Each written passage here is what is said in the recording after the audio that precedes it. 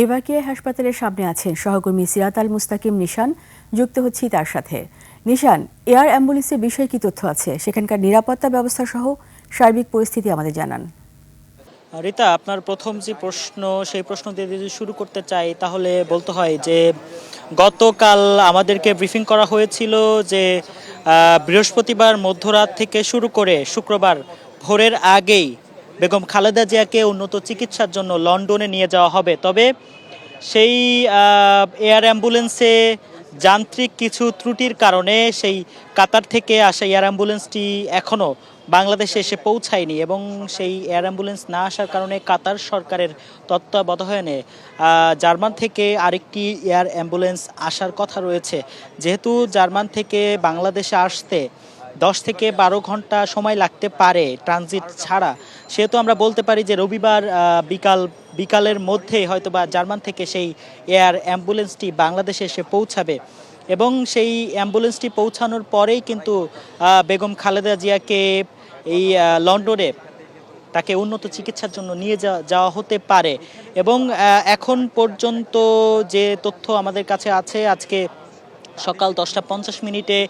বেগম খালেদা জিয়ার পুত্রবধূ এবং তারেক রহমানের স্ত্রী ডক্টর জুবাইদা রহমান এই এভারকেয়ার হাসপাতালে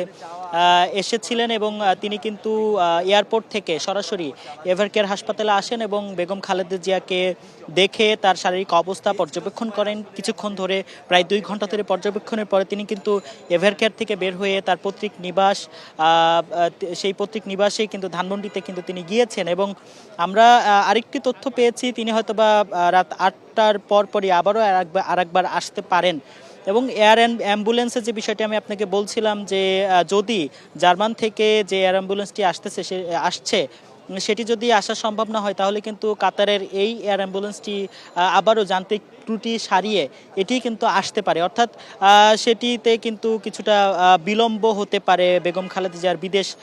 বিদেশে উন্নত চিকিৎসা নিতে যাওয়ায়। এবং সার্বিক নিরাপত্তার কথা যদি আমি আপনাকে জানাতে চাই তাহলে বলতে হয় সার্বিক নিরাপত্তা খুবই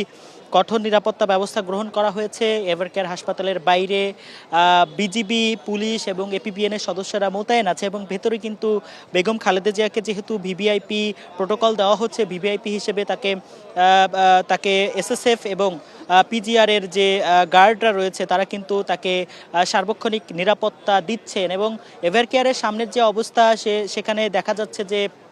বিএনপি সহ তাদের অঙ্গ সহযোগী সংগঠনের নেতাকর্মীদের ভিড় কিন্তু লক্ষ্য করার মতো এবং তারা কিন্তু বাইরে থেকে বেগম খালেদা জিয়ার জন্য দোয়া করছেন এবং বিএনপির থেকে বলা হয়েছে বেগম খালেদা জিয়ার জন্য কিন্তু দোয়া করার জন্য অনুরোধ করা হয়েছে এবং তারা কিন্তু বারবারই বলছেন যে হাসপাতালের বাইরে ভিড় না করে তার জন্য দোয়া করার জন্য, যেহেতু হাসপাতালের সামনে ভিড় করলে ডাক্তার এবং রোগীদের যাতায়াতে কষ্ট হচ্ছে, যার কারণে কিন্তু এই নির্দেশনাটি দেওয়া হয়েছে। রিতা, এ ছিল এভারকেয়ারের সামনে থেকে আমার কাছে এখন পর্যন্ত সবশেষ।